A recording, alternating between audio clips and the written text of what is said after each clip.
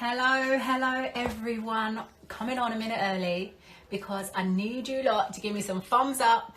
Is the sound okay? Can you hear me? Is it working? Give me some thumbs up. Hopefully we get some thumbs up. All good? You can hear me? Yay! Yes! Okay, that is a good start for our Scotty Talks on a Monday. Guys, can you see? I'm so excited because every day we are turning this more official. You lot have already seen the logo, which is amazing. But look, I've made a little den for you. And I know last week, me and Lucy spoke about how we don't want our houses to be a shrine with all our medals and all our medals. Look at me just throwing that out there. But all our medals and stuff. So I actually today, obviously I can't go out besides my run and my exercise. So I can't decorate and make this into like a Big Brother diary room. So I've used all of this for you to see. Look, this one is my 100th cap shirt, which I got signed and I was a captain. Look. So I've put that all in the background for you, just for you to get cozy. And let's make this more official. Before we do start and before Beth joins, she has actually just been on radio with TalkSport, so we're just waiting for her. But I need to say a few thank yous because my logo, Scotty Talks, hey, live. So a big shout out to Vicky. I know you didn't want any thanks, but it just makes us a bit more official, and I am absolutely loving it. And a big shout out to, obviously you saw the Beth Mead announcement today with the illustration and everything. I've got someone working with me, a friend. It's always a team behind the team, Zen Clark, so please go and check out her Instagram because she is just incredible. The designs that she comes up with. Are you liking my cup? We need to go more official with this, don't I? I need to like get my logo on here. Soon come. So guys, talk to me. Who have we got? Where have we got? Hi Alex, how are you doing? I'm good, thank you. Hope you're liking the new location. Don't be laughing at it because I do feel like I'm sitting in a bit of a shrine to me. Where are we listening in from, guys? Tuning in from, I should say. It's birthday. Happy birthday. Is that Chels? Hi, oh god, you lot want me to start talking about my dinner. I think I've had a mare again. You know, look, you lot told me about my soup on Friday that if I heated it up, then it might be okay. But I didn't want to risk it. But this morning, I took out my soup. I don't know why I didn't take it out last night.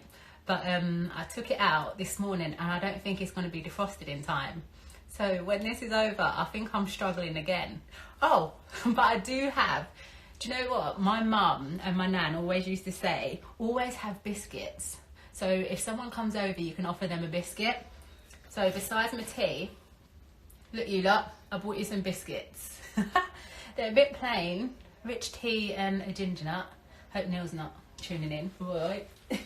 Right, Beth Mead, are you there? Type, let me see you if you are here so we can go live and connect. At least you haven't burnt your potatoes. No more burning the potatoes. No more burning potatoes. Right. Here she is. Okay, everybody. Let's do this. Let's go live. Let's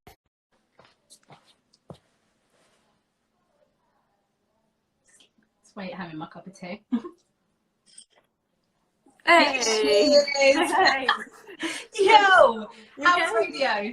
Yeah, it was okay. I got asked a few tricky questions. Oof, like what? Yeah. Should the bottom leagues below have been cancelled? Because they've been cancelled, haven't they? Yes.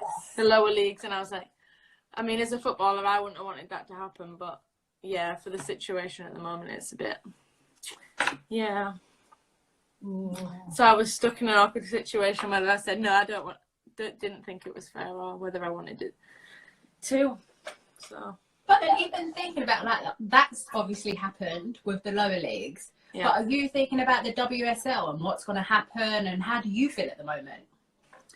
Yeah, I think so. I mean, you're worrying as a player because that's happened to the lower leagues, and obviously if the coronavirus keeps going the way it is, then you think that's probably going to happen to our league, but you don't know where it leaves everything. You know, everything's like unanswered questions, like what happens to Champions League, who qualifies for Champions League. Does someone win the league? Does someone not? Like, wait, if that happens at the moment, considering where you are in the table, you'll be back in Champions League. We would be out of Champions League. Oh, you'll be out. Yeah, but if it goes on from last season. Yeah, if it went from last season, we'd be fine. Oosh. Yeah. Oh, Champions League. You're having a laugh. Yeah. So it's a tough situation. You don't. I mean, I'm sure Chelsea and City would. Well, maybe they won't be happy for that to happen, but they'd be happier than we would be right now. But have you spoken in terms of like the other players on the team, or is it just the whole same thing that everyone's just like, we just don't know? I mean, Claire, you know Claire Wheatley, our general manager, she's done like a group call today to try and update us on like stuff that's happening. Yeah, she's kind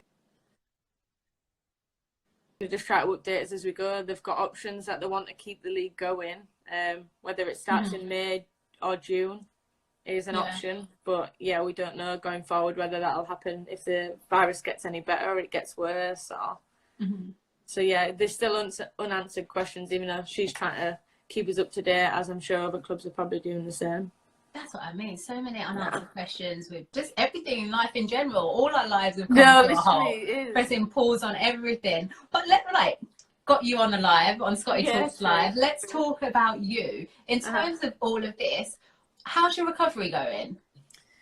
It was going good. You know, I had up to week 5, I was in the training ground, you know, being able to use the anti-gravity machine, which obviously takes my body weight away, so I can kind of run but not. We had bikes, you know. I don't know if people probably seen the other day that I pleaded on Instagram to ask if anyone had a bike, because we haven't got access to one. I live in a little flat, which obviously I haven't got a gym in a separate room where I can do stuff. So what? I think this is the thing with the Americans, when they're fighting for equality and everything, it's more than just asking for money. It's asking for those things, the disparities between women and men, obviously, that you, like you said, you live in a little apartment, you don't have a gym in your house or the stuff that you need to carry on with your recovery, and you're having to tweet about asking for a bike.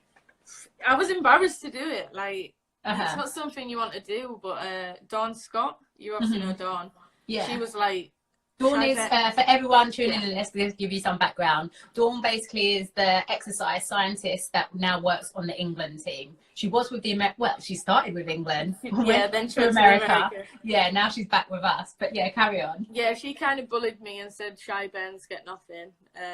I mean, England and Arsenal try to help us best they can, you know, but there's only so much that they can do at this moment in time. You know, the training ground's on lockdown, so they're not even allowed in to get us equipment. Yeah. So yeah, Dawn basically told me to put it out there, to ask for one, and you never know what happened. But luckily for me, you don't ask, you don't get no. Exactly. Shy Ben's get nothing, as she says. But yeah, it was tough. Like, I went a week without doing really any cardio because I couldn't run. So yeah, I was lucky enough to get the bike off Gary Lewin, who obviously, Gary Lewin is the physio at Arsenal, everyone that works on the men's team, and and he's been helping us out. He's got his own clinic now, and he luckily, not luckily, the clinic got shut down obviously for obvious reasons, and he said I could borrow the bike till obviously, I want to say this all blows over. It's not Shaun of the Dead, but till this obviously, till we don't know what's going on, but you need to keep up your fitness. Yeah. Because that is the thing, isn't it? Because in terms of like the differences with this happening, soon as hopefully the league does come back, the players, you're going to need that time to get back in peak condition before you can even play games. It's like a pre-season in the season.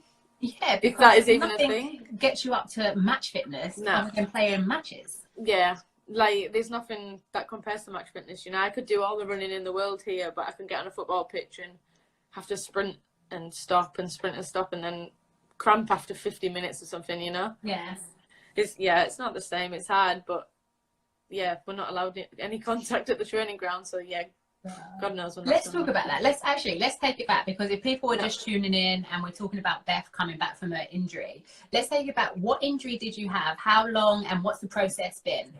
So I did my MCL, grade 2. Which is medial medial cartilage ligament. Yeah, which is your inside ligament. You got me. You know that.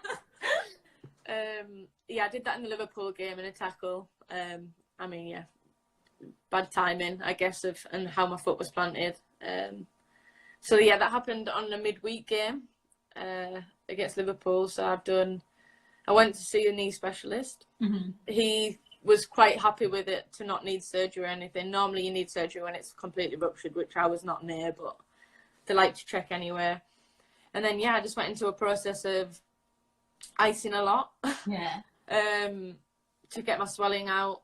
Wait, can I ask a question? Because this is always like, besides my chronic ankle injuries, my only other big injury was actually me doing my MCL. Mm-hmm. And when the doctor sits you down with the results, like, what goes through your head in that moment? Do you know what? I think they were quite sure about it. And so I went in to get the MRI, and then it got sent an hour later to our physio. Mm-hmm. And normally she would take you into a room, and you're like, obviously you don't know what's going to happen. And she just sat me down in the hub, which is the lounge area at Arsenal. I was just like, yeah, it's a grade 2. All the other girls sat there. I was like, oh great, that's fine. It's fine. Just so blasé. She was just very chill, but then as a person I am, so she knew. I was just like, right, okay, that's what it is. I was already in the mindset of, right, this is it. Yeah. It is what it is. Now I've got a rehab, you know. And I've been lucky enough not to have many injuries in my career. Mm-hmm. I've probably had most of them at Arsenal. Don't be blaming Arsenal. No, I broke my collarbone, so that one was probably not Arsenal's fault. I remember that. I was still playing then. Yeah, you were. I was doing my running with you after. I remember our running sessions after. Like, for me, I like to laugh and kind of make everything into like a fun competition anyway. And I remember on some of our last like runs where we were like on our hands and knees. Yeah. And like I'm still like trying like, come on, I'm older than you. You can get me. That's so true. I really hated you at that point. But we got through it. We did. Yeah. And then my thing. Yeah, go on. No, I was going to say the worst thing is the S&C coaches. If the men, they just keep going. Yeah. And I'm like, I'm meant to be the athlete. You're just meant to be the coach. And they make you feel worse about yourself as well. It's never good. But they mean well. Do you know what? My thing was, I remember that they always used to, like, they give you a date when they think you're going to be back by. So like 4 months or roughly. In my head, I used to be like, nah, I can make it back before then. I'm going to make it back before then. Like, I was so like in my head ready to prove them wrong that I was going to get that quicker than what they thought. But they're the experts. Yeah, this is true. So I got given 6 to 8 weeks. And obviously the process is longer now because I don't need to rush it, which is good, but not. And Kim obviously injured a couple of weeks or week or two before me. So we were kind of on a similar timeline. Mm-hmm. So I was like joking. So I had the brace on and she had her big moon boot on. So everywhere we were going, people were just laughing at us. And they were like, have you been kicking each other? And we'd be like, ha. It's constant. But me and Kim have been kind of making a competition. Who can get back first? Obviously, feeling okay. But I got out of my brace before Kim. So then I was like, haha, I'm a week ahead of you. Yeah.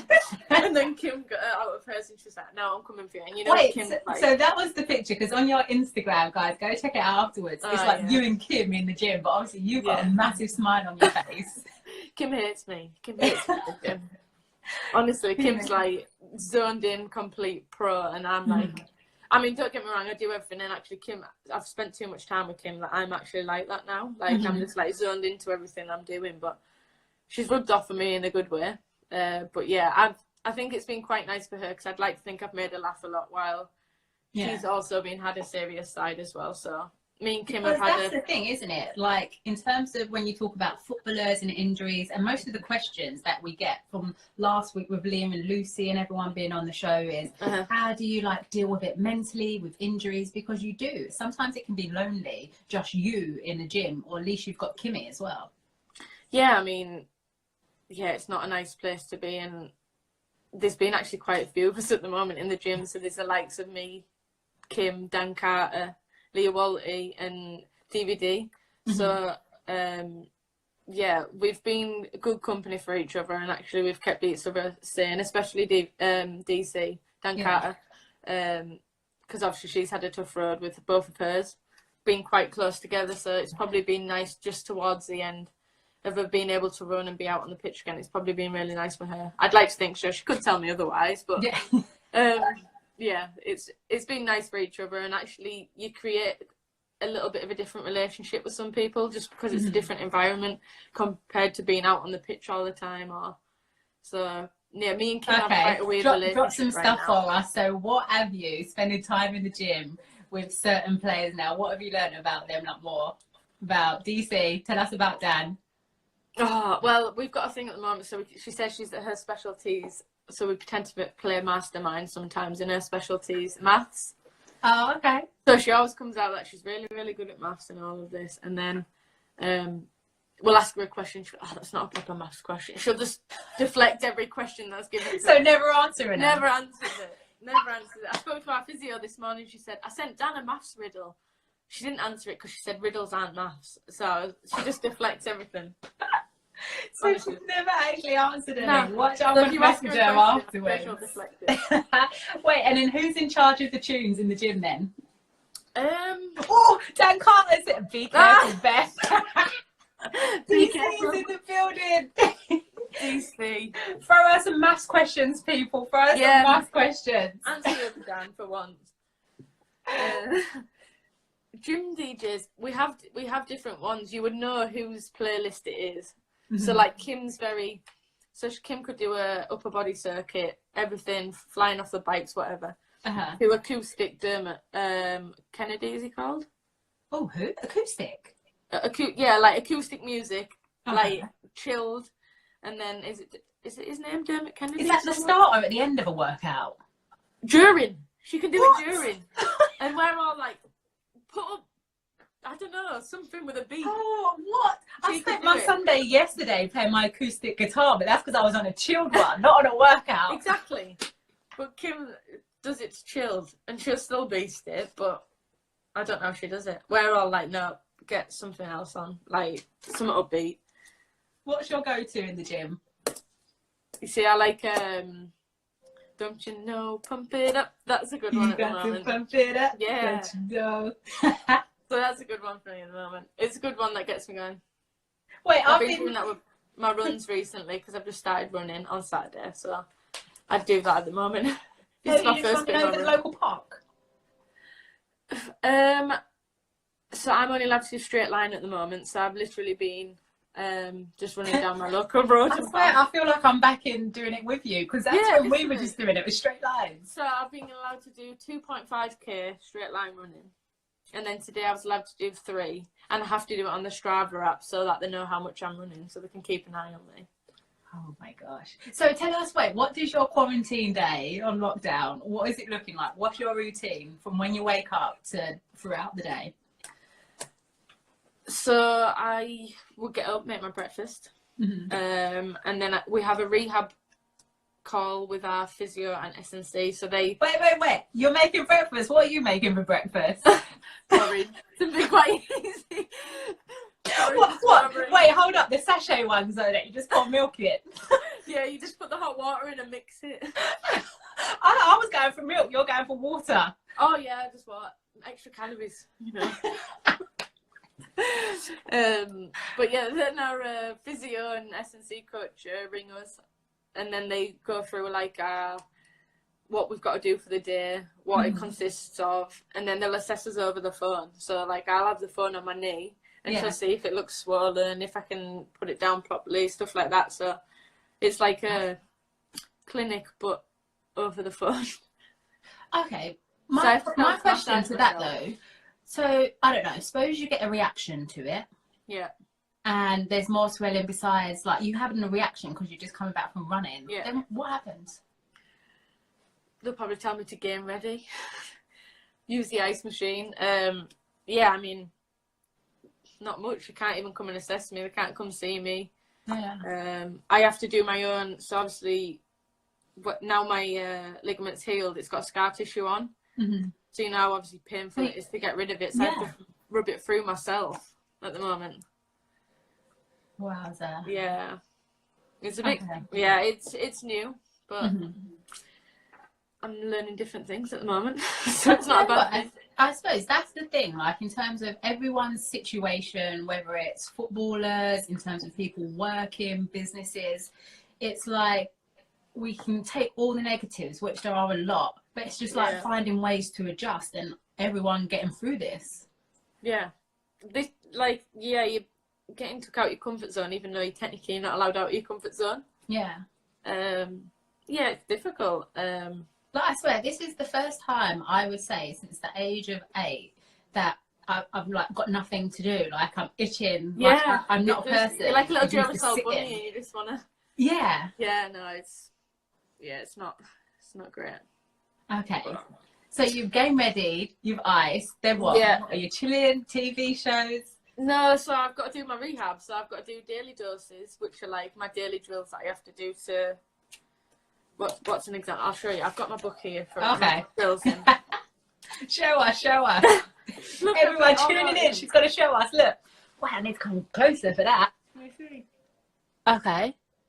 So I've got. Oh, so you're ticking them off and everything. Oh yeah, it makes me feel better when I can tick them off and they're done. Aye. So yeah, and that's got the date on them and everything. I mean, I'm a little bit OCD with it. Like it. But yeah, just go through my program that I've been given. I did a watt bike today, which made me feel sick. Don't even. What bikes? They give me nightmares. I honestly don't like the thing. It's just sat there in my kitchen. It's hard to describe what bikes are because it just looks like a spin bike. It is not a spin bike. No, it's not. No, it's really not. The quad burning. The quad, yeah. When you feel sick, when you can't breathe, when you feel like you got blood in your throat. I remember there's that one test that we used to do. You used to get off the bike. You used to be, your head was spinning. Like, you used to feel so dizzy and that. I'm glad I don't have to do that again. I've been doing like the 5K time trials where you work down from 500 meters. That one. I've been doing them recently and try to like get seconds off my score each time. But when you get off, your legs are like jelly. Yeah, I have to just sit down for a good 30 minutes after and just think about life. Everyone doing their Joe Wicks and everything in the morning, and I think I listened to him saying about everyone saying about their quads and everything. Oh, that feeling of quads burning and not being able to sit down on your sofa. Nah, it's not the one. It's not the one. No, I had to lean over the sink for a good couple of minutes and then prep myself to go again. No, it was tough. Okay, so rehab. Yeah. So yeah, rehab done, cardio done. I've got this at the moment. I don't know if you've seen on my Instagram. I've got a jigsaw. Oh, London. Yeah. Okay. How far in you? I completed it, Alex, in 4 days, and I got all the way to the end, and I had one piece missing. No. Fuming. 999 pieces I had. Wait, but it's got to be in the house. Well, I thought I've lost it, so I looked everywhere where I've been with my jigsaw. So Kim gave me it, so I thought I'm going to have to give Kim an earful now. That's it. So then I put it on my Instagram, a picture of it missing, and Jenny messaged me saying, oh yeah, that was my jigsaw. I think I lost that piece. So she didn't even tell me, and I'd already started it. No, beats. Jennifer Beatty, everyone. Fuming. How has she not told you that before you've even started? I don't think she's told Kim. She just passed it on to Kim, and then Kim gave it to me, and Kim hadn't done it. So honestly, it broke my heart. I'd spent 4 days on it, and no. Oh my gosh, you lot at home tuning in right now, is that your thing? Let us know what you're doing if you're doing puzzles. If you've got the missing piece of the jigsaw, send it on. It used to be like, what's the cards that you used to do swapsies with? Come round on the World Cup. What are they called? They used to ask for swapsies to get those shiny stickers. Oh, match attacks. That or panini stickers. Panini stickers. Yes, that's what you need. You need someone to send you. I think it was a little dog right at the front, a black dog. That's my missing piece. I was so devastated.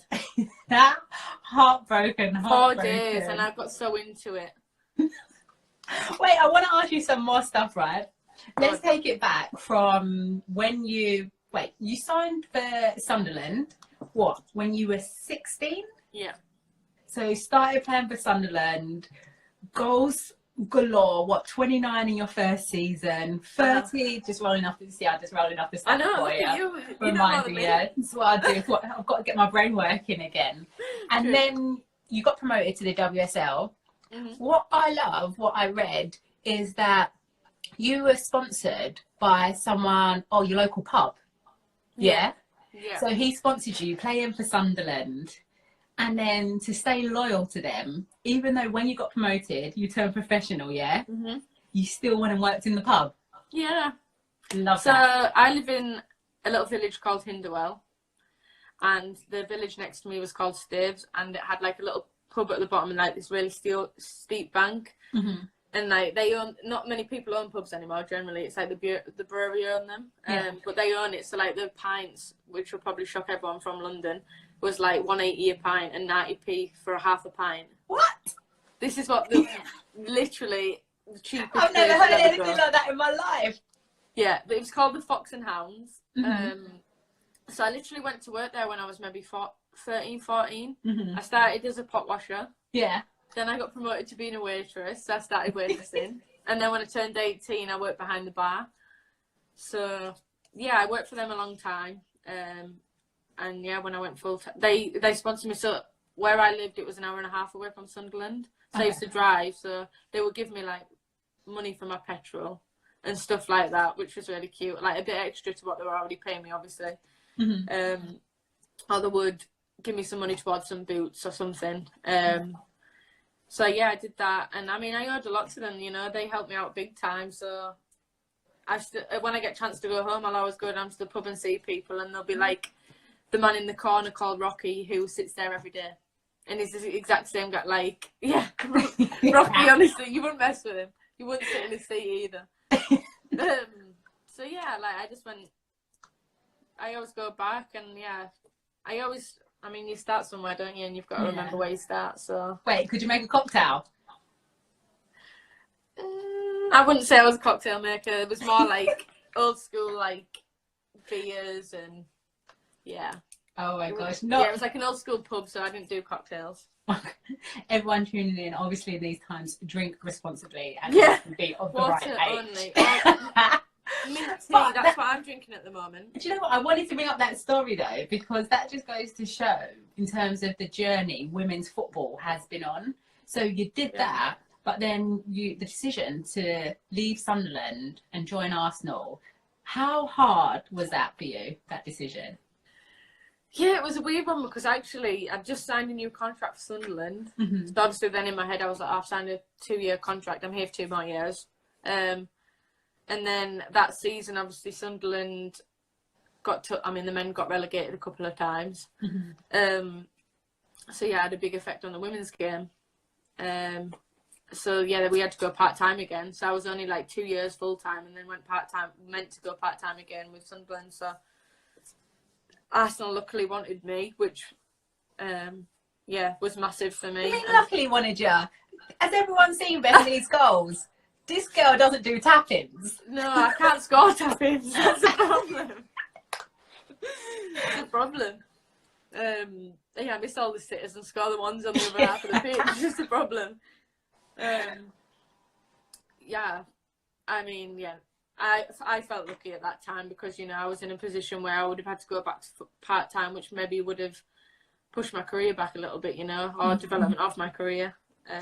So yeah, it was a tough decision because I just bought a house in Newcastle around there, and then I just signed a new contract. So you kind of think, oh, I'm set that for so long.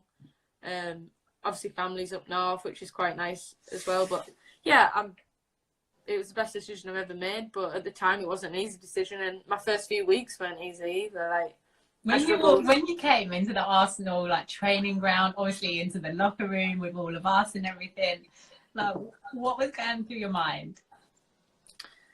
I mean, I'm going to big you up. The likes of you and Kelly and people, obviously Kelly just left when I came, but like you were players who I'd looked up to for a long time, you know, and watched, and Arsenal were a big team. They'd won a lot of trophies and stuff. So I remember my first day coming in, and actually I was injured at the time. I've said I'm not injured a lot, but yeah, it was hard for me because yeah, the girls, I would say hi to the girls, and then you would go out on the pitch and I would be stuck in the gym. Yeah. And that was like me just getting there. So I struggled at first, kind of getting used to the routine of being full-time again. Because obviously I was used, I mean, at Sunderland, to be fair, we trained on a morning, a group of 6 of us who were full-time. Then we did gym, we went home through the day. Only 6 of you? Yeah, full-time at Sunderland. See? Yeah, and then we went home throughout the day because obviously there was nothing else for us to do, and then we'd come back in on a night to do our S&C programs, and then train again on the night with the girls who had been working all day. So for me to come in, train on morning, and then be done by 1, 2 o'clock, and then I'm like, it was weird for me because that's all I'd known, like going in at 9 till 12 and then coming back in at 7 o'clock again to do it again. I remember those first couple of months and everything, because then, like, obviously, like me being the captain and everything, it's like, I don't know, like you take on a lot of the emotional responsibility of all the rest of your teammates and players. And I remember the conversations with you and then obviously Claire and manager at the time, and them saying about how you felt so homesick as well. Yeah. I mean, growing up, I was really homesick as a kid. I was probably, Mo Marley probably hated me at England camps because I was terrible. And then being at Sunderland, I got my own house, and it wasn't like homesick as much anymore, but I always knew I was an hour and a bit away from home. Yeah. So obviously being 5 hours away from home, drive now is a bit different. It's not easy to just pop back for the weekend and then. So I think that was a bit of a realisation for me, and I knew some of the girls. I moved in with Jordan and people, but people had their own routines. Yeah. And they did their own thing, so it's hard for you to like not want to butt into it too much. So you've got to kind of like. So yeah, I did. I found it difficult for a few weeks until I can kind of, I could get on the pitch and run around with you for a little bit. But yeah, it was difficult at first. What would you say? So what would you say your turning point was, where you just like, I feel comfortable? Do you know what the weirdest thing is? I don't actually remember when it was. Like it was quite, well, it must have been a smooth transition for me, but I guess when I managed to get on the pitch and could kind of show my personality as a footballer as well as a person. And then, I mean, when I was playing football, I didn't think about anything else. So that was kind of my switch off. And then I got into a routine, and then, it started to feel comfortable, and I became part of other girls' routine. Do you know what I mean? Like I became into their schedule, and I would go for coffees with them. And I'm quite a social butterfly. Like I like. So you're a coffee person? I'm a coffee girl. See, I can mix it up. Coffee, tea, I'm mixing Well, I mean, I can mix it up, but for socials, I would have a coffee. Okay. On an afternoon or something, but I'm drinking a lot of mint tea at the moment. Mint leaves. Okay.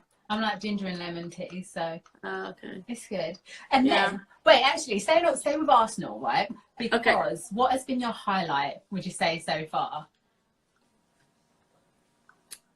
I think it's got to be win. Well, to be fair, it's got to be winning the league.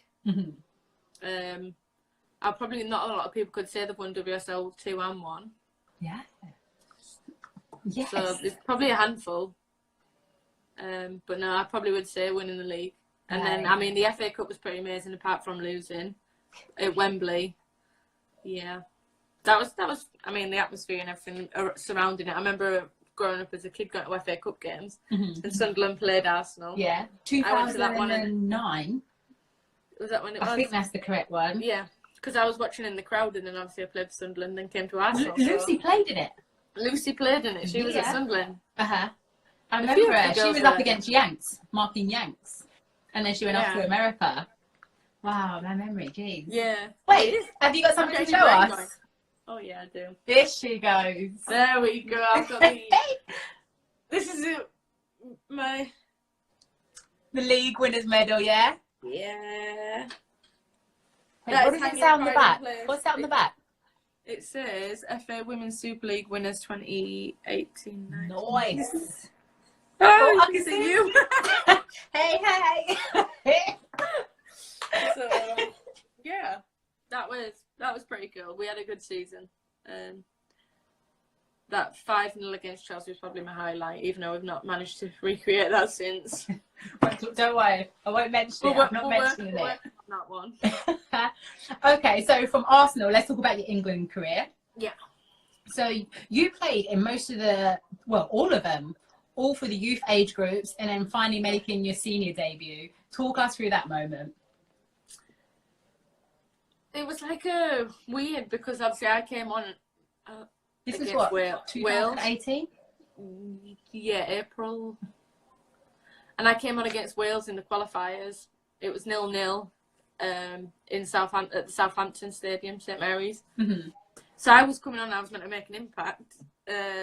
What was the message as you were coming on? What? Well, they were quite banked up, as if people remember the game. Mm-hmm. So they were defending well, and basically I was told to either put good crosses into the box, into good areas, or get our players and shoot. So I came on, and I was just like running around like a Duracell bunny. I was just thinking, just do whatever you can, be busy, just be a problem. And yeah, it ended up 0-0, so it was kind of like, we felt like we'd lost. Mm-hmm. So it was kind of a nice moment to get my debut, but kind of a downer that we kind of drew, and it felt like a loss, and the environment was probably not as nice as it could have been if we'd have won. But yeah, I mean, it was still an amazing feeling. There's 30,000 people there. Yeah, and I came on and got a chance to play for England, which I've dreamt about since I was 12 when I first ever got picked. So. And then the happy moment, though, is because your next England game, you started. I did. And you scored. Yeah. And did I? Yeah, I did. My next one, Bosnia was the one after, but I came on as a sub. But it was the one I started. Yeah, I scored a penalty straight down the middle. So, Matt, you scored the goal. But then I scored one, and Phil told me I should have scored a hat trick. So yeah, Phil trying to throw out the bands. Sometimes, can we? Talk us that you just scored your first goal for England. Do you know what? I was on jet lag because it was Kazakhstan. Wait, I love this. Everyone tuning in. So making her England debut, couldn't celebrate because it was a 0-0 draw. Yeah. So scores her first England goal, and then she's jet lagged. This is what we're dealing with Beth Mead. So we were, literally just never. No, I was buzzing, but yeah, we literally had to get on a plane straight back, which is obviously, I don't even know how many hours. Mm-hmm. The time difference. That's so you literally everyone hours, just so everyone just fell asleep on the plane. So I was like, oh, I've scored my goal, but yeah, everyone's asleep now. So what are we gonna do? Okay, I'm just going to keep hyping you up. I'm going to throw out a hype moment. So you made your England debut, you've scored, and then last year, Women's World Cup. You played in your first World Cup. How does that moment feel then?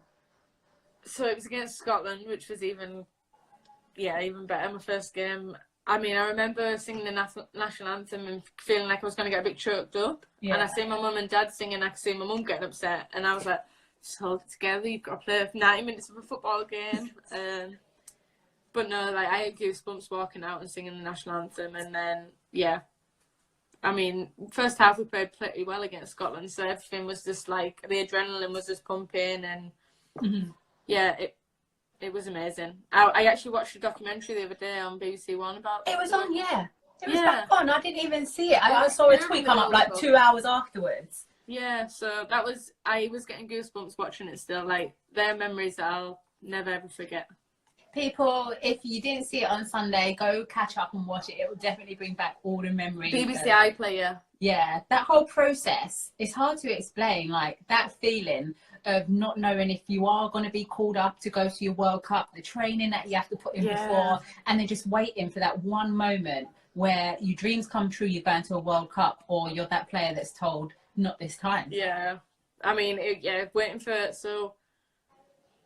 we got an email to say we were going on, and then obviously it got announced by different celebrities. Yeah. But waiting for that email, and you knew it was coming through at 11, but you don't know whether it's gonna say whether you're going on that plane or not. So you not decided on the email, did you? We did decide because some people didn't want calls. Yeah. I mean, I don't know what's worse. You can cry if you don't go. Do you want to really cry to the manager? I mean, or cry with happiness? I don't know. Yeah, I don't I know. was, Beth, I was too nervous every time. And because, you know, like you have certain people, like, because I don't know, like I was like kind of a regular starter. So everyone would always be like, oh, of course you're going. Why are you even doubting it? But you just never know, You right? do. So then the phone would like start ringing and say like it was Hope's number and Hope would come up. I'd be too scared. There'd be like times I wouldn't answer it because I'm like, can't do it. I'll Can't put do it off. Just put it off. Yeah. You know? And then I'd call her back afterwards and be like, oh, I my phone was downstairs or something. I was just doing extras and Those feelings, like, I don't know, it's so hard to explain, like the anxiety just you feel around receiving an email or a phone call. No, I think I knew when it was coming through, and I say it came through at 9. I was still awake about 10 million hours before it, and it made it even longer waiting. But yeah. Do you feel after the World Cup things changed in terms of the amount of attention that was on the team, on players? Yeah, I think so. I mean, the viewing figures obviously were amazing when we were playing, and even when you're out there, you don't realise how much of a buzz back home it can be. Mm-hmm. So when you actually get home and people, I was walking in St Pancras and someone came up to me and was like, oh, you're Beth Mead from the World Cup, can we have a selfie? And I'm like, yeah, that's fine, but like, I'm like, how the That sounds I'm not looking my best. No, I'm probably like walking through in joggers or something. I'm thinking I'm gonna have to make an effort when I leave the house now. Yeah, so like, look, I'm in my slippers. Yeah. Oh yeah. So's everyone. We're all at home. Same thing. Stay home. I'm in my slippers. So, yeah, that stuff's kind of surreal, I guess. And someone's like, "Oh, we watched throughout the World Cup, and you made us fall in love with the women's game or something." It's like, it's a nice feeling, but you think, You know I'm what, just playing Beth? football. I kid you not. So from last week, when I was doing this, everyone, I told you the amount of requests that I got, please get Beth Mead on, please get Beth Mead on. I told you and you didn't even believe it. You're like, yeah, all right. No, now. I'm like, you're just lying, just to get me on, really. No. But then I'm like, I don't know why. I haven't, like, I'm just Beth, this girl who speaks with a Yorkshire accent from up north, you know. What's your chant, actually? It's, well, I don't know. Marina's the proper one. I have Meado. That's what I said with tweets today. I was like, Meado. Oh, Maria made a new one, but I don't know actually know what it is. She plays out on the wing, Meado, or something like that. She hits, I don't know. People, we need to get it from Maria. If anyone's got a video of Maria singing Beth chant, we need it. We do. And I clap out a sink next to her. Do you know what? Actually, that's a good question because you came to Arsenal, a prolific number 9 striker, but then come to a team with Viv in it, Miedemar, everyone, who's like Dutch goal scoring machine, and then you get moved out onto the wing. Like, what goes through your head at that process? Or I think it was Pedro at the time who did it, so I hated him as soon as he did it. I mean, yeah, Viv came, and I was like, oh, I'm even gonna have to step up my game because I'm gonna have to because it's Viv. And then, yeah, I got told I'd play on the left wing, and I was like, oh god, I'm gonna have to use my left leg for actually doing something now, not just standing on. But yeah, at the time I was thinking, I've been a number 9 for my full career. Like, I don't know any different. You know, some players are like, oh, I've played in this position for a while, but I'd always played number 9. Mm-hmm. That's all I ever knew. So yeah, I mean, it became weird for me, but at the same time, I think as a winger for Arsenal, it suits me a lot better because I'm able to get on the ball and try and get at someone or put a good ball in the box, and actually I get a buzz off putting a good ball in the box as I do scoring these days. So shot or cross? Which one? Your goals. Yeah, that's what I mean. You're making it a regular thing. No, my one against Liverpool was definitely a cross. It hit a great bobble and went top bin. The one against Brazil was my time where I needed to come on and make an impact, and I'd already learned from the Wales game. Yeah. So I needed in the Brazil game too. So I made my impact in that one. Goal to goal. That's what I used to tell people. Champions League final, my goal, wind assisted. I'm taking it. I've been watching you. I'm taking it. I'm running and taking it. Why not? It won you a Champions League. I'd take it as well. Oh wait, we have to before we get to, because like I said, people are sending loads and loads of questions. Yeah. Wait, your isolation routine as well, in terms of your process, like what TV shows are you watching at the moment? So I'm actually going through Grey's Anatomy, so I've never seen it. So I'm From the start. Yeah. Wowza! I'd already started it, but I'm able to like binge it a little bit more. How many seasons are there now? Like About 15. Yeah, 15, 16 No, seasons. I don't even. Mum, I know you're tuning in somewhere. My mum was telling me about last month that she can't wait because there's no new ones at the moment. My mum's done them all. Oh, she's done them. See, it's quite an old series though. I used to love Grey's Anatomy, but then there was Yeah. like, I stopped it and then I was like, there's too many to catch up on now. Yeah, true. But I've started it from the start, and I think I'm on season 12.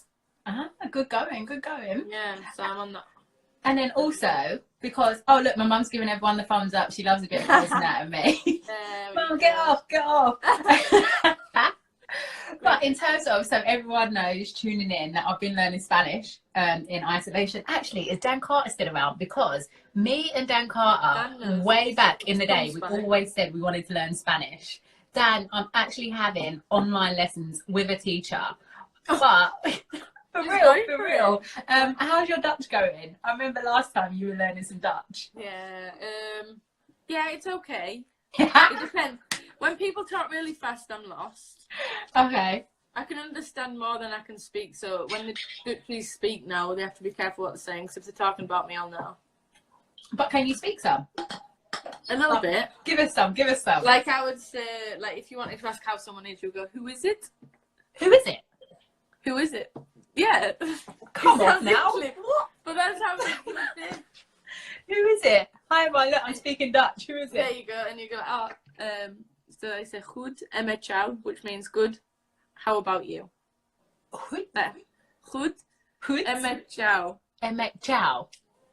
Goed en met I jou. was speaking Chinese. Sorry, everyone, just like tuning in from Netherlands. Hoot, something chow. How can we say? What can we say? I love you is ik hou van jou. Katie knows this one, so she always says ik hou van jou to all the Dutchies. Ik hou van jou. Yeah. Ik hou That's van... I love. Ik hou van jou. Yeah. I feel like I'm sounding like I'm a cat or something. Ik hou van jou. Meow.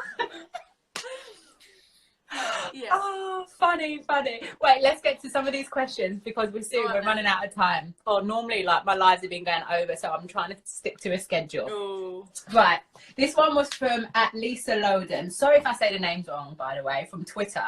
It was for her daughter Olivia, who is age 10. Who was your inspiration when you were 10? Mine actually was Kelly Smith. Okay. Yeah, I watched her. To be fair, it's actually weird. 2 Arsenal players and Thierry Henry. Yeah. What a shiny fod. Yeah, go on. Yeah, so Kelly was mine, and I always wanted to play with her, and I just signed, and she retired.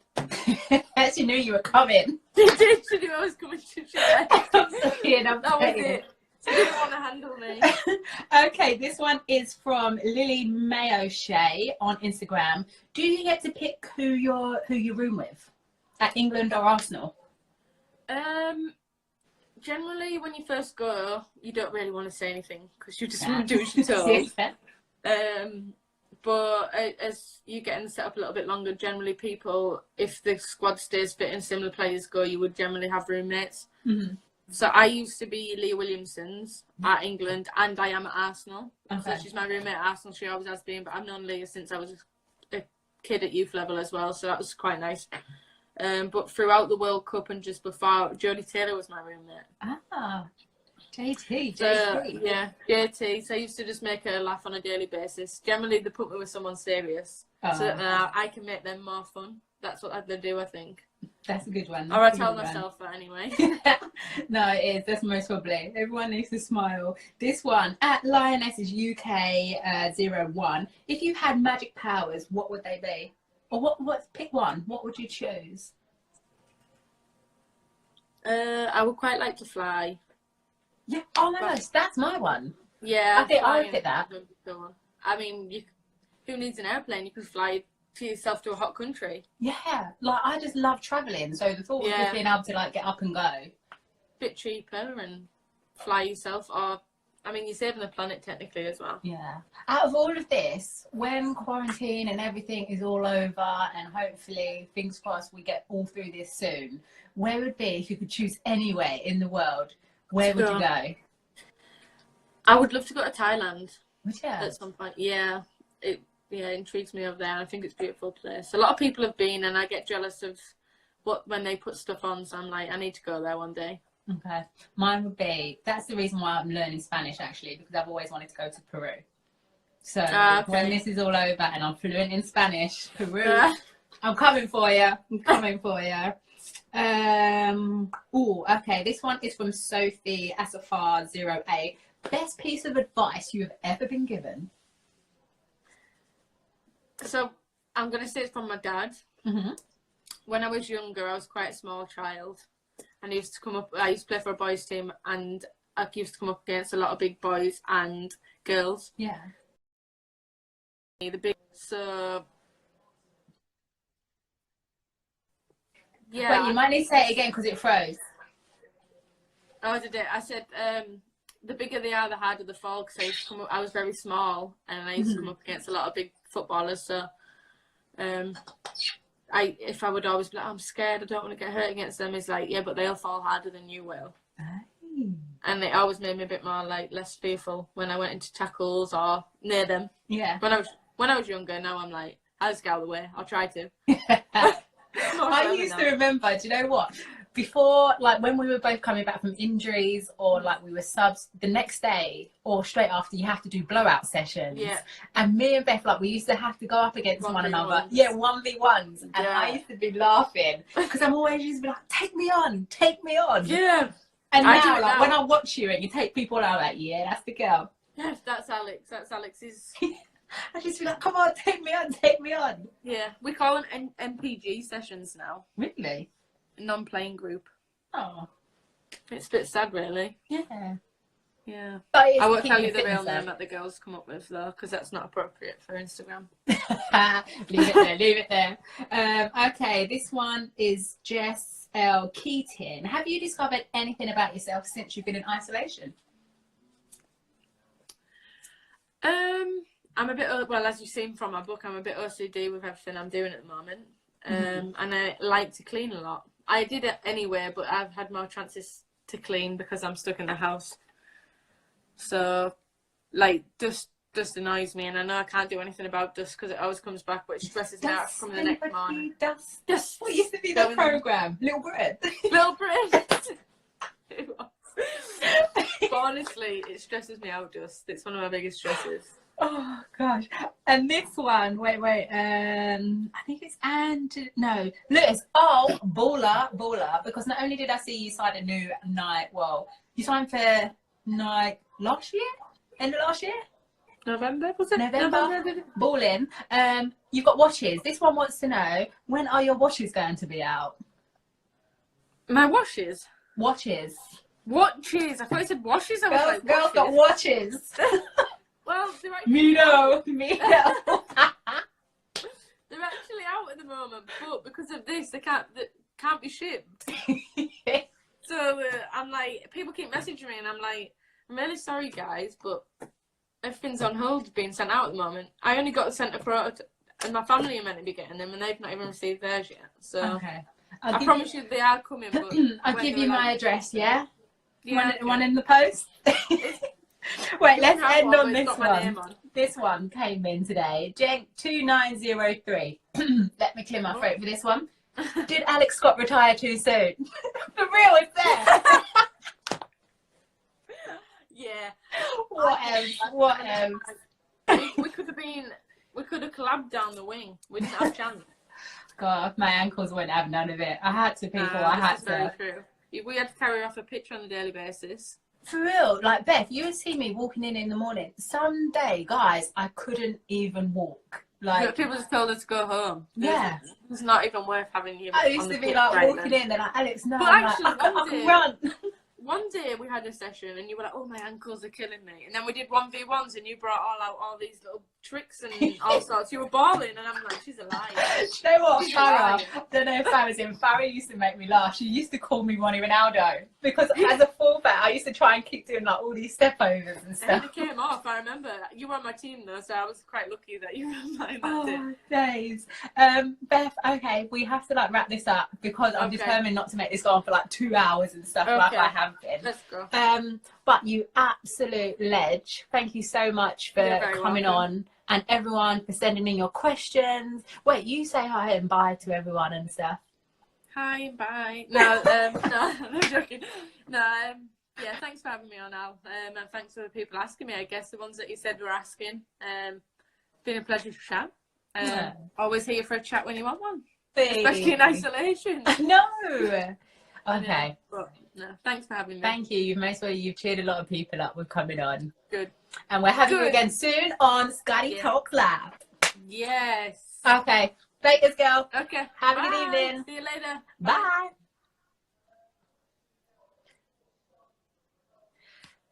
And just like that, she is gone. Guys, I did actually say we've got 5